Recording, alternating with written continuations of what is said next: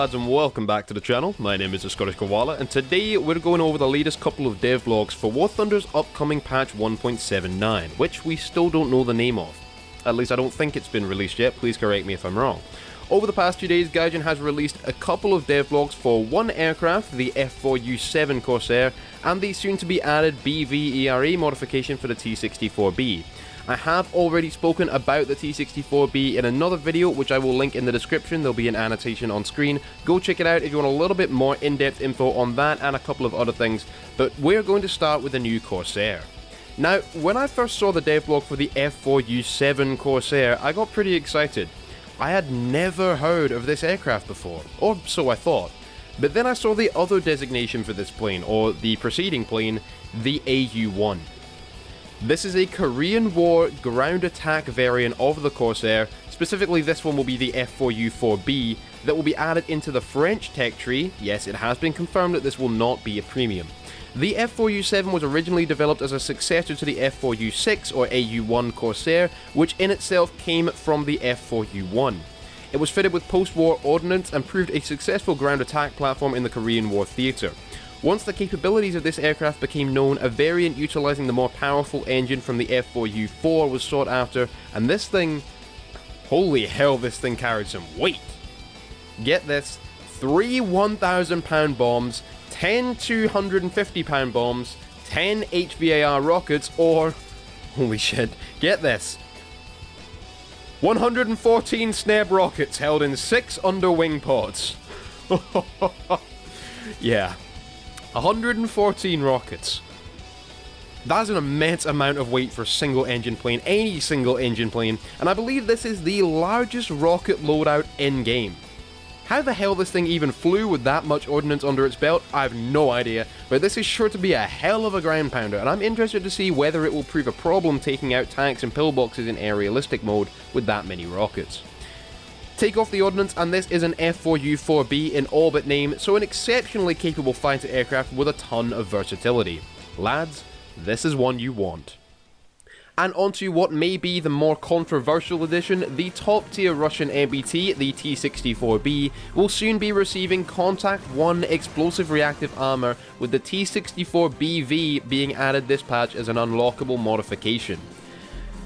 This means that the Leopard 2K's 120mm Heat FS round will no longer penetrate the Russian tank, and I'm honestly disappointed that this will be a mere modification rather than a separate researchable vehicle, as this means that the battle rating will not change between the B and BV variants.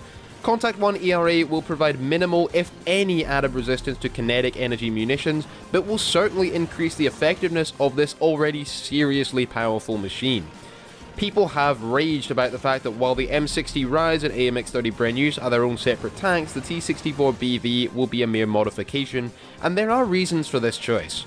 The M60 Rise was added during the patch when explosive reactive armor first became available, and so creating a separate vehicle specifically for this purpose was almost unavoidable. And the Brennus was made a separate tank, despite being identical to the AMX-30B2 in every other way, for the sake of giving France a seemingly competitive top tier tank.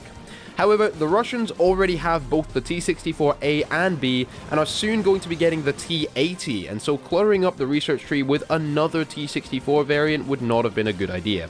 However, I would say that since Contact 1 ERA should surely raise the T-64B's battle rating to 9.7 alongside the M1 Abrams, that making it a separate tank would still have been the better way to go. People have suggested putting the T-64B into a bracket with the T-64B, but what I think would be a better way around this issue is to put the T-64B into a bracket with the T-64A, and make the T-64BV the true top tier vehicle at battle rating 9.7. I don't know, let me know your thoughts in the comments below guys, but it has been confirmed, at least at this point, that this will not be the case. The BV is going to be an unlockable modification for the T-64B, just like the BMP-1P is an unlockable modification for the BMP-1. And therefore, I doubt very much that the battle rating will change for the T-64B once it has Contact 1 ERA equipped, as I don't see that type of mechanic being implemented just for the one vehicle. It could be added to the BMP-1P as well, I think it deserves it, but and I'm just thinking of this right now, perhaps the M60A1 Rise and AMX30B2 Brennus could be hidden from the current tree and given to the M60A1 AOS and AMX30B2 respectively as modifications. This may make the separated tanks pointless for anyone who already has them, but it would give those players an extra vehicle in their lineup which would function exactly the same way as the AOS and B2 would with these modifications. I think that makes sense. So, just as the BMP-1 becomes the BMP-1P with the modification, and the T-64B will become the T-64BV with the modification, the M60A1 AOS would become the M60A1 Rise P, and the AMX30B2 would become the AMX30B2 Brennus with the modification. This could then raise the battle ratings of those tanks when they have this modification equipped by one step, so 0.3 or 0.4. And that saves Gaijin having to implement that whole mechanic just for the T-64BV. I think this is an okay idea. Once again, let me know your thoughts on it down below. We'll of course have to wait until the T-64BV is added into the game on the dev server to see how effective it becomes with the ERA modification.